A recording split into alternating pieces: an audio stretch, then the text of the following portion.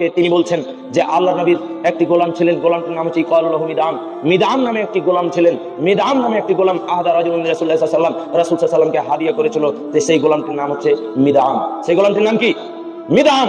এই মিদআম গোলামটি একদিন আল্লাহ নবীর উঠে বসার উপরে একটা হাওদা থাকে, উঠে বসার জন্য একটা চেয়ারের মতো থাকে, সেটা হাওদা বলে। এই হাওদাটা ছিলেন, তো উনি ঠিক করছিল বসার জন্য।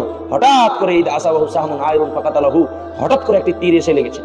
যেমনই তীরটা লাগা গোলামটিকে, তেমনি বলছে যে লোকজন বলছে ফাকালান নাস, লোকজন বলছে হানি আল্লাহু আল জান্নাহ, লোকটি তো জান্নাতে চলে গেল।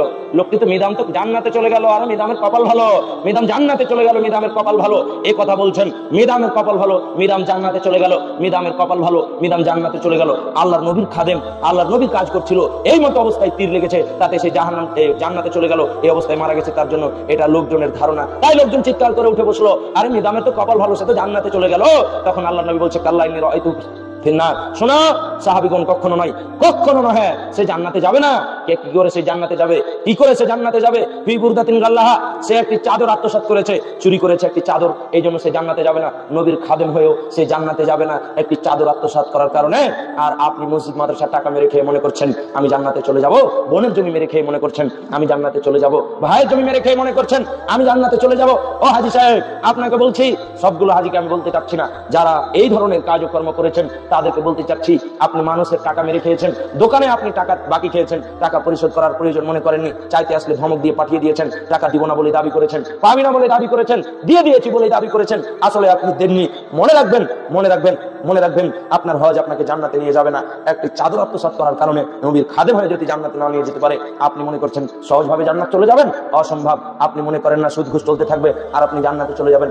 অসম্ভব। আপনাকে এগুলো পথ বন্ধ করতে হবে। সম্মানিত উপস্থিতি, যে কোনো ভাবে যেভাবেই হোক আপনাকে বন্ধ করতেই হবে, আপনাকে বন্ধ করতেই হবে।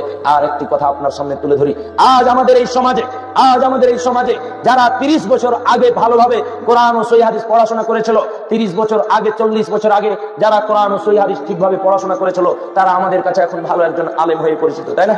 বলেন, যারা আগে ভালো পড়াশোনা করেছিল কোরআন হাদিসের 30 থেকে 40 বছর আগে, তারা আমাদের কাছে এখন ভালো আলেম নয়? ভালো আলেম কিনা? ভালো আলেম। কেউ আছে বক্তা হিসাবে, কেউ আছে সদর সাহেব হিসাবে, হেড শিক্ষক হিসাবে, কেউ আছে ভালো মুফতি হিসাবে, কেউ আছে সালাফি হিসাবে, কেউ আছে ফাইজি হিসাবে, কেউ আছে মাদানী হিসাবে। কিন্তু আগে যারা পড়াশোনা করেছিল ভালো, তারাই আছে, তাই না? এখন এই সমাজে আপনার ছেলে মেয়েকে যদি আপনি ঠিকভাবে না পড়ান, আপনার ছেলে মেয়েদেরকে আপনি যদি ঠিকভাবে না পড়ান, তাহলে মনে রাখবেন আগামী 30-40 বছর আগে, 30-40 বছর সামনে আপনি আপনার এই সমাজে একজন ভালো আলেম আর পাবেন না। এটা মনে রাখবেন। আপনি ভালো আলেম